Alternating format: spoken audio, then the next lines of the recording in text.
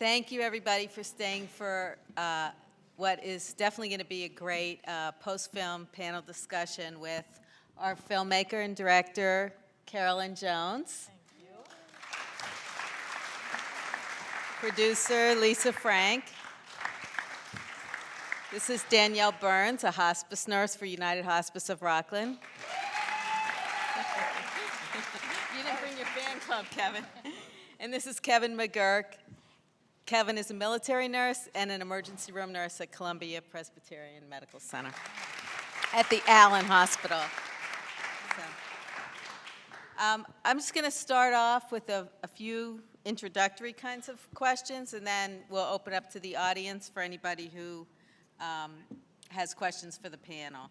So we just saw an incredible film. Thank you so much for making this movie about nurses.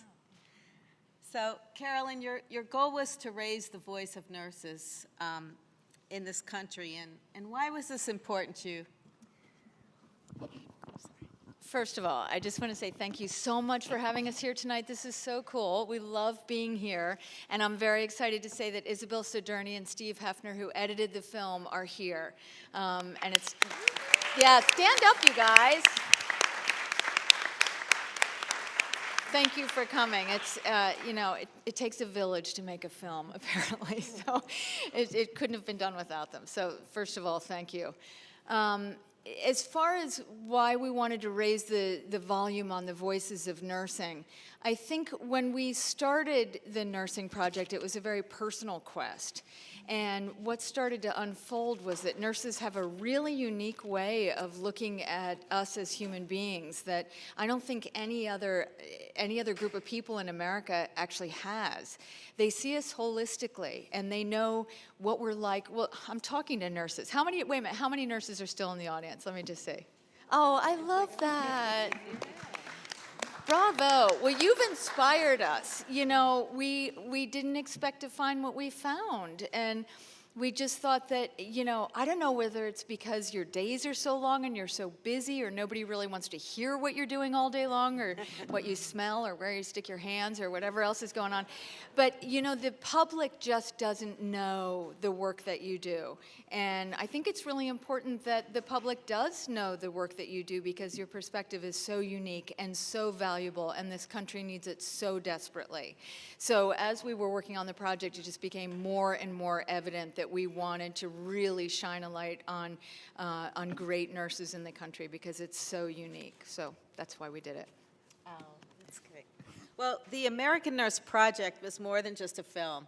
It's a series of interviews, a book, and, of course, this wonderful film. So how did you decide to choose the 5 nurses that you chose to highlight?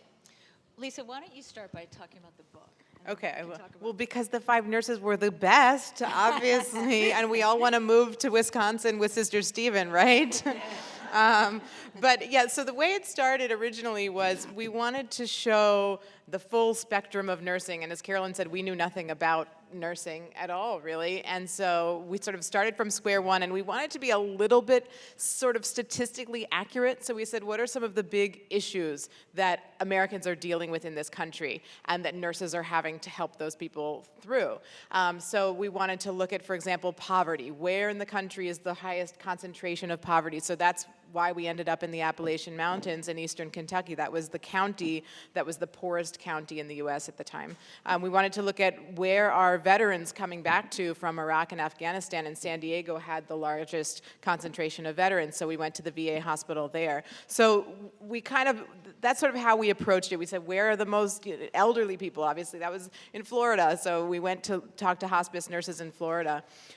So to get to the other 5, Johns Hopkins Hospital was the #1 hospital. We said, what does nursing look like in the #1 hospital in the country? Which was really interesting because there was a real sense of pride for those nurses to be working in that hospital. And then to choose Naomi, we wanted to witness birth and kind of this life cycle. So to get to see a baby born on camera was really an amazing experience, and I think part of the film. Who am I leaving out? I probably omitted some. Oh, the prison system. Louisiana State Penitentiary is the largest maximum security prison in the country. They incarcerate more people in that state than any other nation outside of the United States. So there's obviously a need for hospice care in a place like that. So that was really fascinating. You know, I think one thing that we wanted to do was to keep the book as broad as possible, to really be able to meet as many nurses as we possibly could. But the film was a really personal selection of these 5 nurses, of issues that we wanted to capture. And we, you know, when working with them for the first time, we really developed a relationship with those nurses, and we had an opportunity to gain access in a way that I didn't think we'd have any other place. So it was, you know, so many combinations of things that go into choosing the subjects of a film, but yeah. That's amazing. Well, I know I'm going back to my hospice residence tomorrow and immediately revising the pet therapy program because, Right? I just want to say nurses all over this country are putting orders in for goats. I know, I I'm know, telling it's ya. weird. And those dogs are getting awful boring. I'm telling you.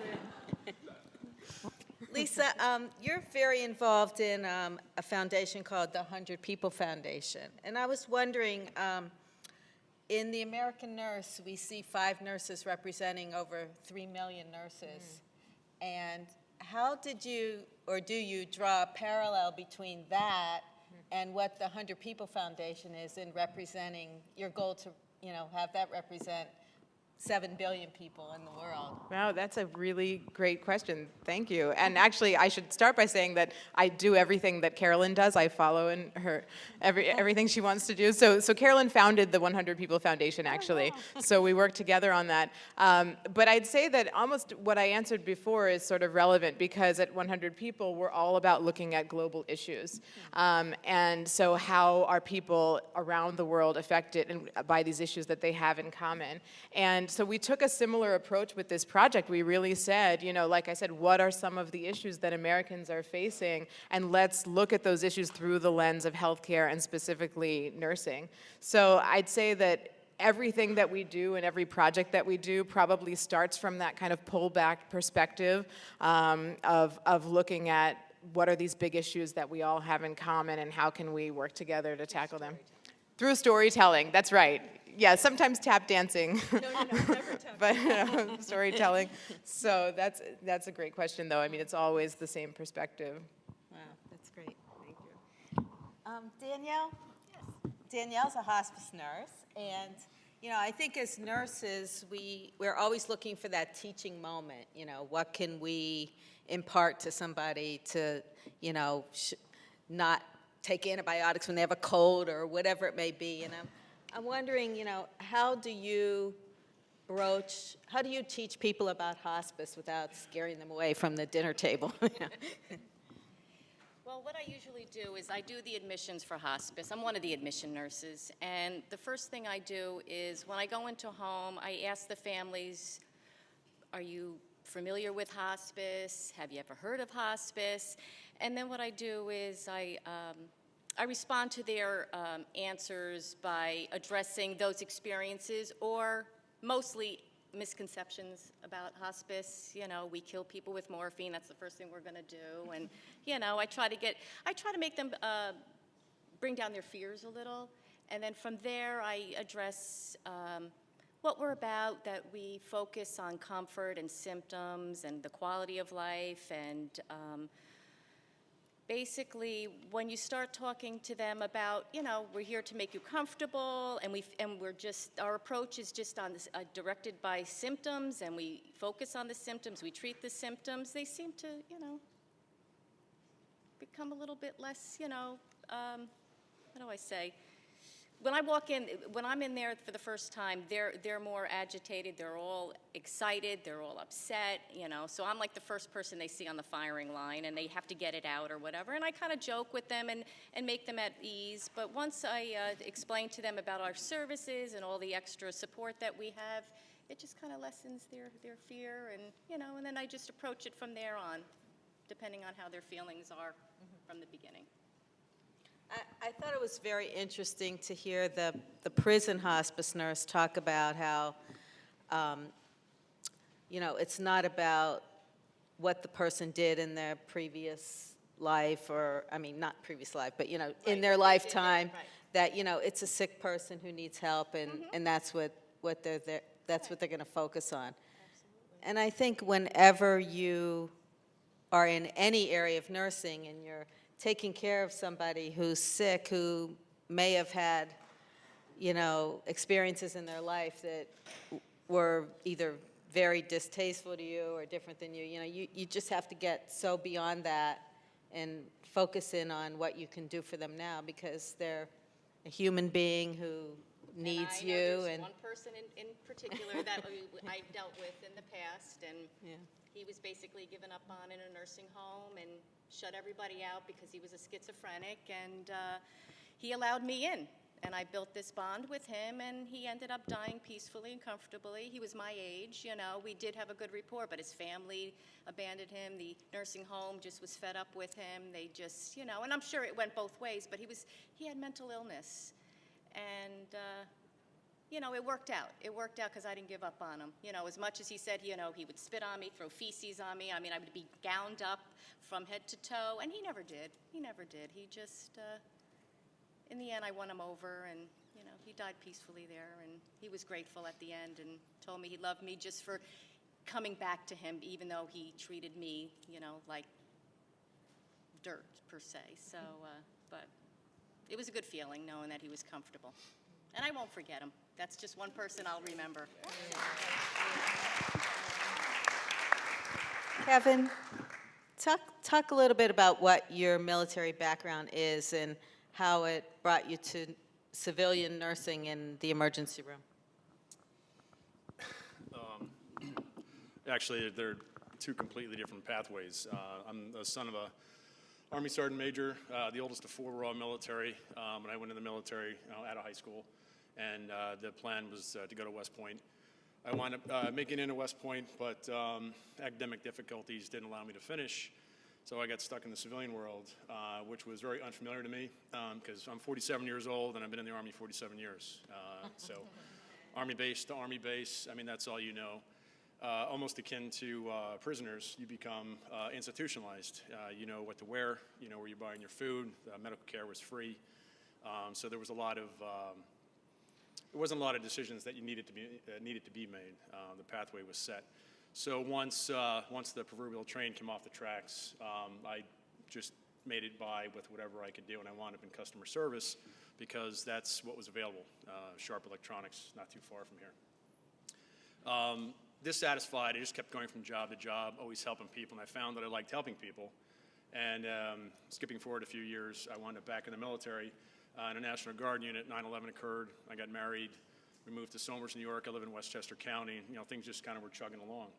But there was always that sense that something was missing. Eventually, I wound up in a volunteer squad in Somers, became an EMT. I said, we need help, and I like to help, so I went and I helped out, got some medical training.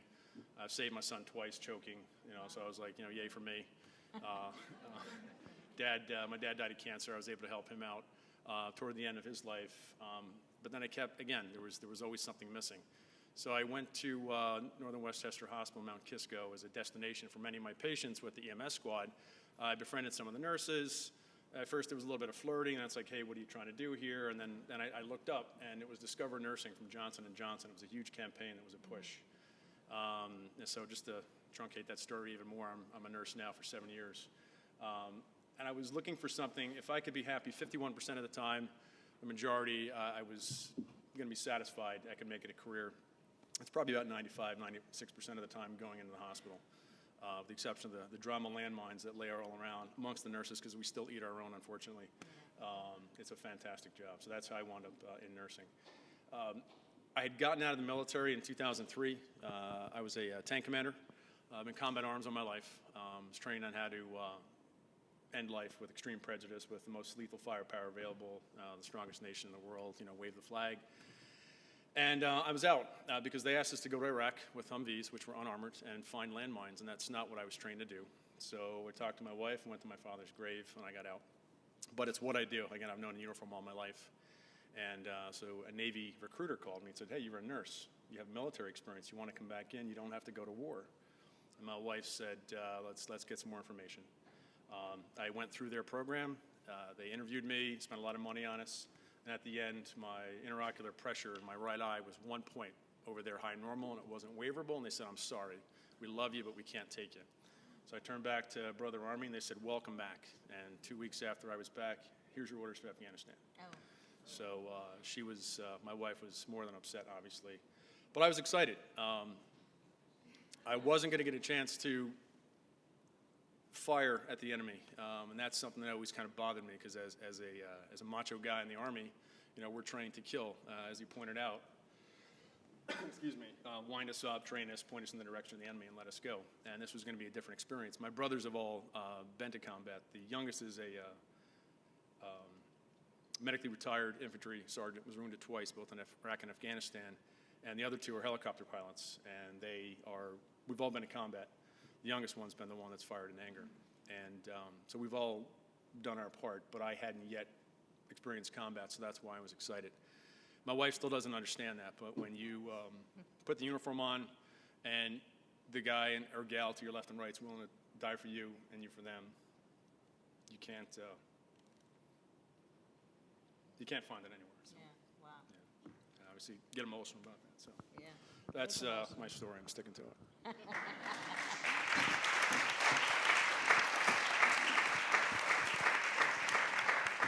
Well, Kevin, thank you for your service. And I think it must seem like you're in combat on any given day in Washington Heights in the emergency rooms. Well, I work with her husband, David, so. Yeah, I married a trumpet player who somehow turned into a nurse. I don't know what happened.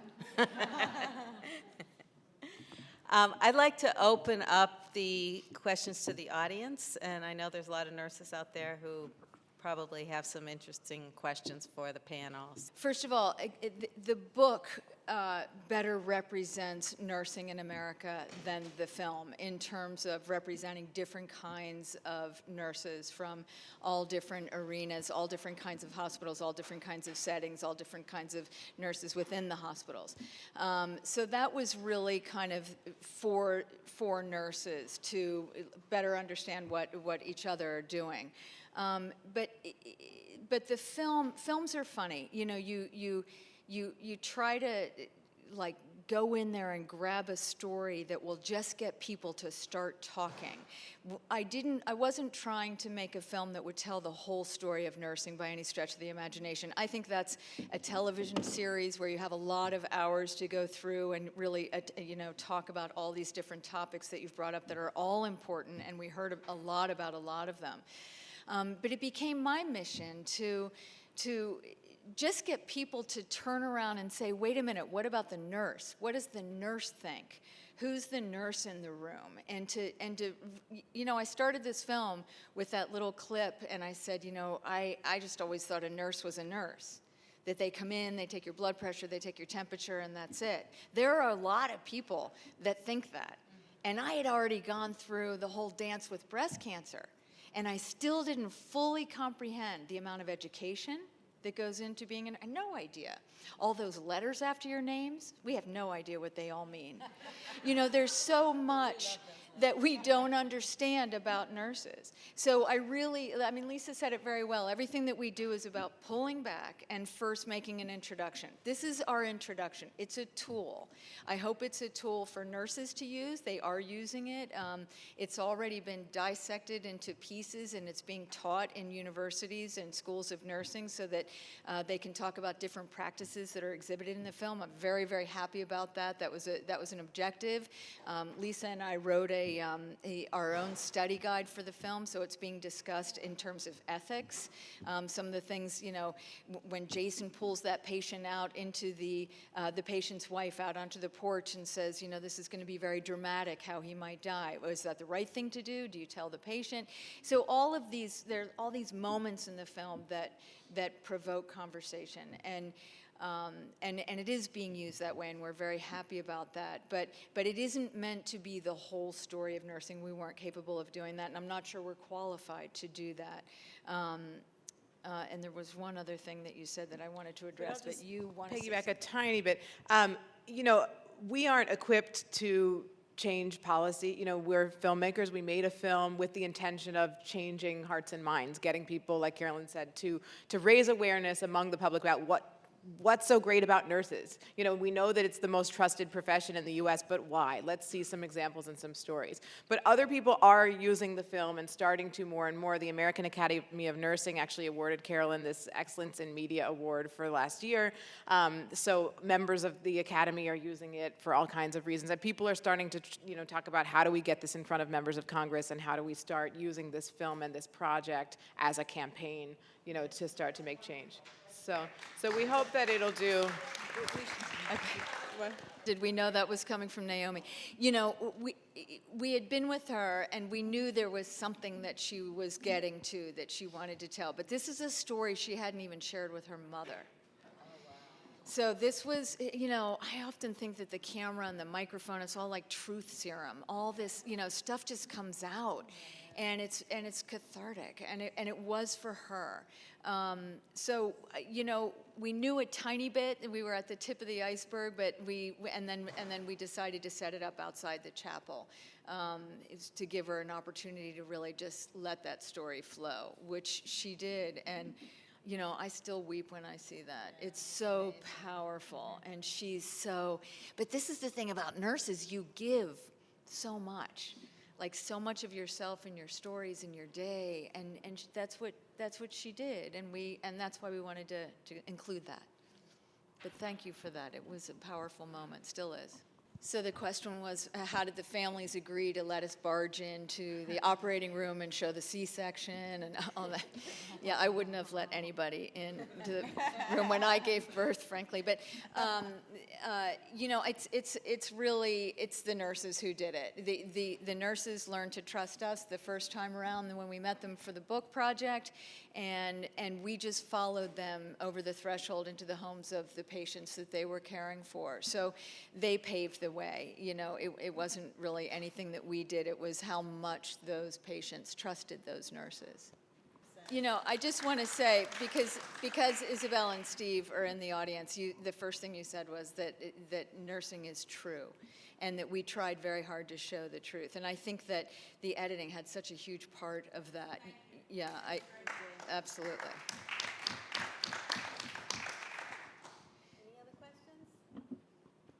Well, thank you again so much, and thank you, Danny and Kevin, for being here, and for everybody and everyone who stayed for the Q&A. Thanks.